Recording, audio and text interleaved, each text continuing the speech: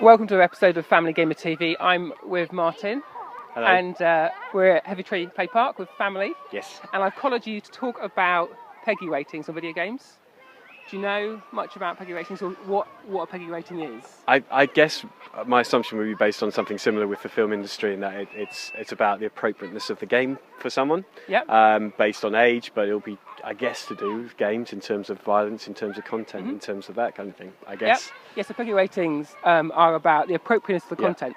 So rather than is the game able to be played by a certain age, is the game suitable for a certain age group? And you have different age sets. So you have 3, 7, which are green. Then you have 12, which is orange. Okay.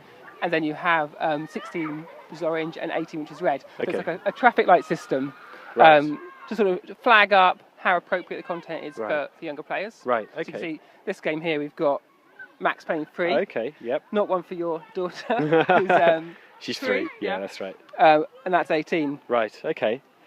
So in theory, someone who sells this should be looking at that.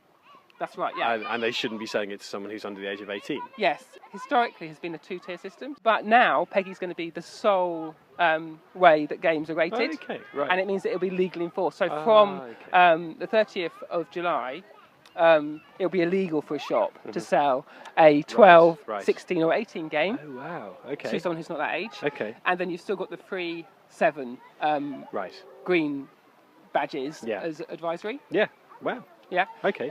So part of that is that I'm working for a website called Ask About Games. And now the idea is that we're trying to get that message out and sort of tell the story around why games are rated in a certain way. Right. So you buy games, how do you go about choosing them? Wow.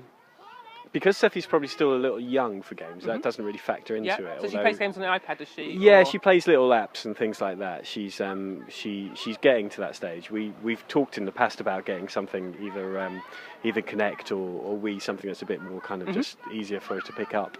So I've got an Xbox 360 at home. Yeah. Games. Yeah, I mean, I tend to choose them in what might interest me. But Seffi doesn't play that. It's just for you. No, that's just for me. Yeah. I've had it for quite a while, actually, probably about 6 or 7 years or something like that. So yeah, it's largely games that would interest me. So a little bit based on the hype of what is out there in the media about what's good and what's not good.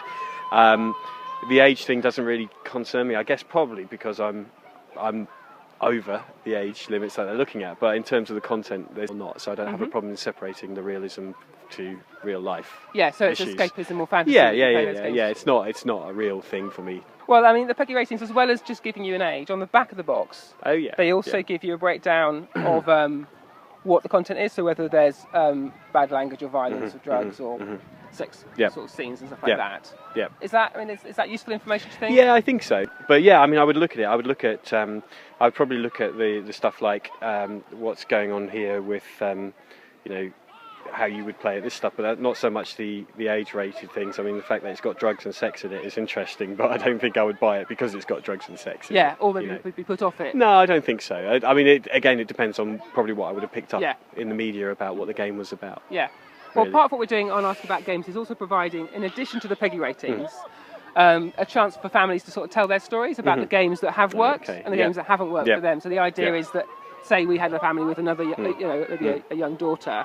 That might be a nice sort of touchstone. Yeah, that would be really helpful, I think, because it is, you never know when you're buying a game, you never really know whether your kid's going to like it or not, do you? You're sort of putting 2 and 3 together and hoping that you come out with the right number at the end. But that would be really helpful, probably. Yeah.